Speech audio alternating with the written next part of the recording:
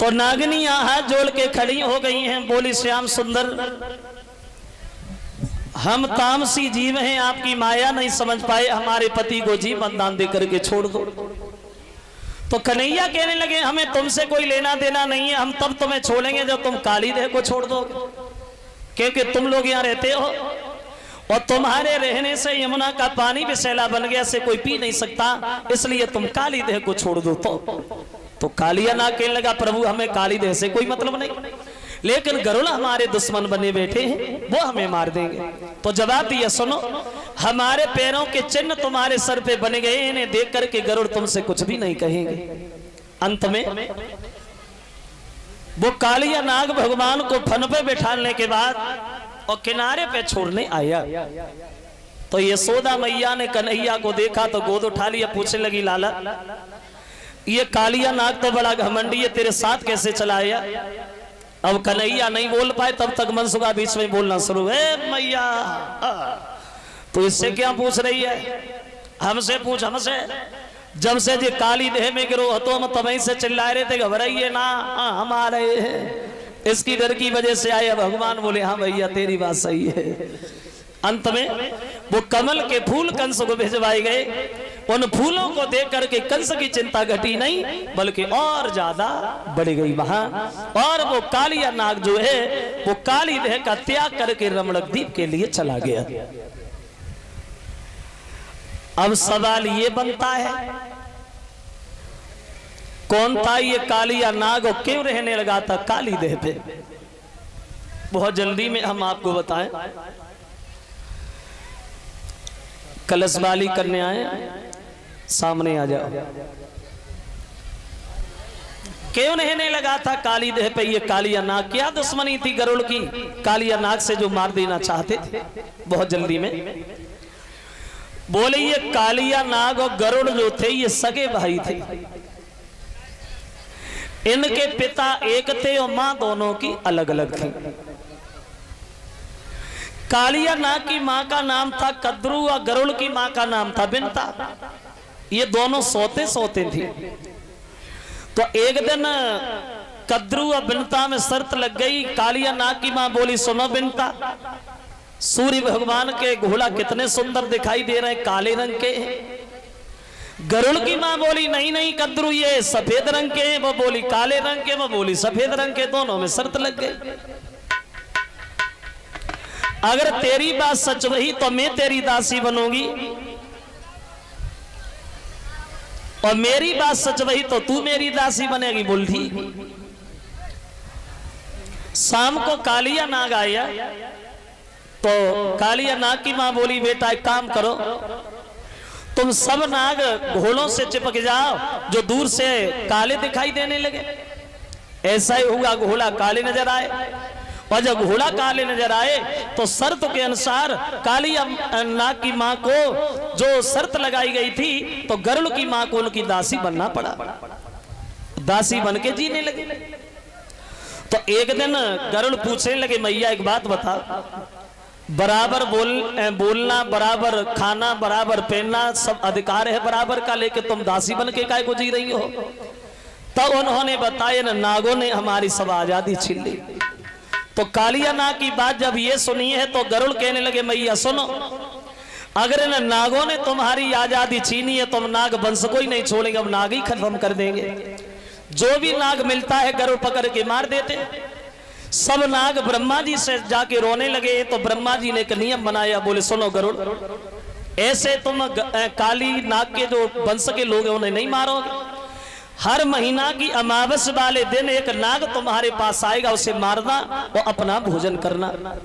कुछ दिनों ये नियम चला, लेकिन एक दिन कालिया नाग कहने लगा है पागल हो सबके सब, बुज़दिल हो, जो अपने इच्छा से मरने चले जाते हो, आज के बाद कोई नहीं जाएगा। अगर कोई भी गया तो हम उसके परिवार को नष्ट कर देंगे। तो उस कालिया नाग ने ये नियम तोड़ दिया। तो इस बात के बदले में गरुड़ में और कालिया नाग में युद्ध छिड़ गया। और ये कालिया नाग जो था वो गरुड़ से हार गया और जान बचा करके काली देह में जाके गिर गया। क्योंकि ये कालिया नाग जानता था कि गरुड़ हर जगह जाते हैं लेकिन काली देह पे नहीं जाते। ये गरुड़ काली देह पे क्यों नहीं जाते थे? बोले गरुड़ काली देह पे इसलिए नहीं जाते थे, इन्हें महात्मा सोमर ऋषि का श्राप लगा था। एक दिन महात्मा भजन कर रहे थे काली देह पे, तो ये गरुड़ गए एक मछली को निकाल के खाने लगे। तो गरुड़ से महात्मा जी बोले देखो भैया हम यहाँ भजन कर रहे हैं, अपना भोजन किसी दूसरी जगह कर लो, यहाँ जीवधारियों का वध ना करो। तो गरुड़ नहीं माने, मछली निकाली खा ली। तो महात्मा जी बोले सुनो गरुड़, आज के बाद जब भी तुम इस काली देह पे आओगे उसी दिन तुम्हारी मौत हो जाएगी। तो गरुड़ इसकी डर की वजह से मां जाते नहीं थे और कालिया नाग निश्चिंत होकर के मां रहने लगा था। और इधर वो कमल के फूल कंस को जिस समय भिजवाए, उन फूलों को देख करके कंस की चिंता घटी नहीं बल्कि और ज्यादा बढ़ गई मां। और वो कालिया नाग जो है वो वहां से रमणक द्वीप के लिए चला गया।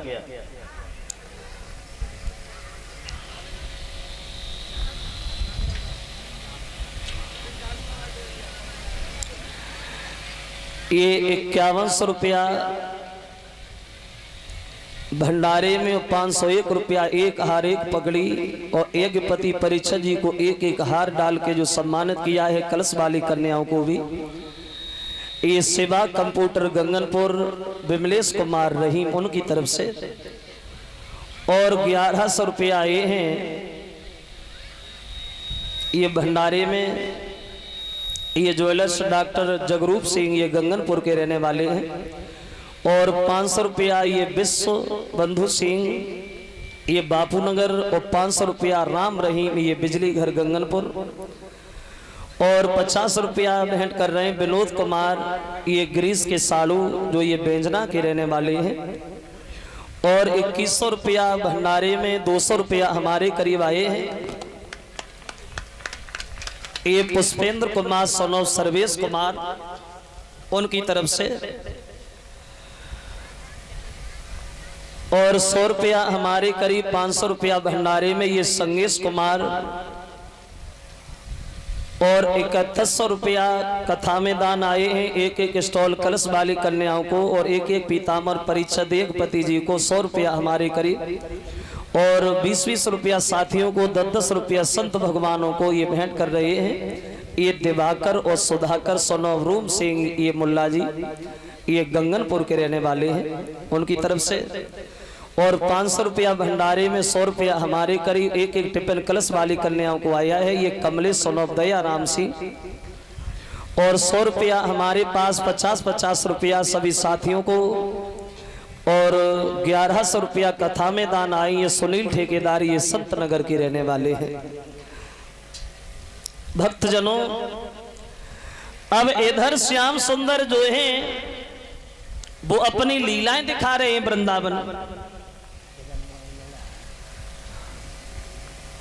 लीला में लगे हैं भगवान। तो एक दिन भगवान कन्हैया ने वृंदावन में कुछ अलग नया देखा। क्या देखा? कब देखा? कलश वाली बहनें आ जाइए। भगवान कन्हैया ने वृंदावन में देखा। क्या देखा? कार्तिक के महीना की अमावस्या वाले दिन भगवान वृंदावन में देखते। क्या देखते? कि वृंदावन में बड़ा हंसी बड़ा खुशी की लहर जागी हुई है। आंगन लिपे हुए हैं, चौक पुरे हुए हैं, केलों के खम्भों से द्वार सुशोभित हो रहे हैं। और घर घर में बड़ा मीठे मीठे पकवान बनाए जा रहे हैं। गोपियां 16 श्रृंगार किए हुए हैं, पूजा की थाली हाथ में लिए हुए हैं। ऐसा लगता है उन गीतों को गाकर के किसी को रिझा रही हो, किसी से कुछ मांग रही। अब भगवान वृंदावन में दूर से देखते हैं क्या दशा है वृंदावन की। देखा कन्हैया ने वे गोपियां जो हैं अरे कर 16 श्रृंगार गोपियां बढ़ती जाती हैं।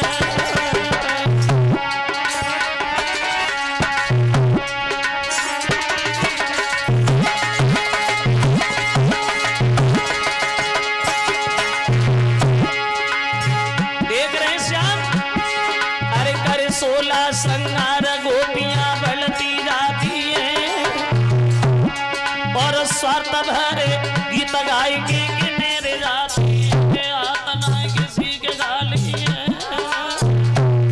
कोई लय नारियल जाय का पूजा की थाली है तो मन में सोचे बनवारी। और गए वहां पे आए खड़ी जाए सुधा महतारी के तो दिल में सोचे बनवारी।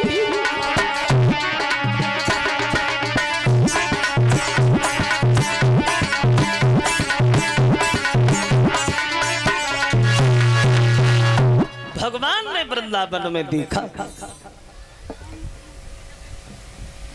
गोपियां जो हैं वो 16 श्रृंगार किए हुए हैं, पूजा की थाली हाथ में लिए हुए हैं, बड़े सुंदर सुंदर बढ़िया गीत गा रही हैं।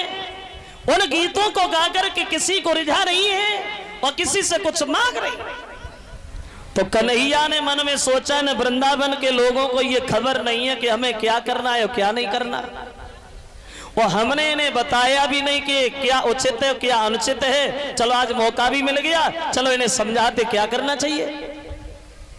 मोहन ने सोचा ग्वालों को अब असल तत्व का ज्ञान नहीं, और पिछली गति चले आ रहे हैं और सच्चे पथ की पहचान नहीं। तो कन्हैया ये मन में सोच करके पहुंच गए जहां यशोदानंद बाबा बैठे घर में बाहर।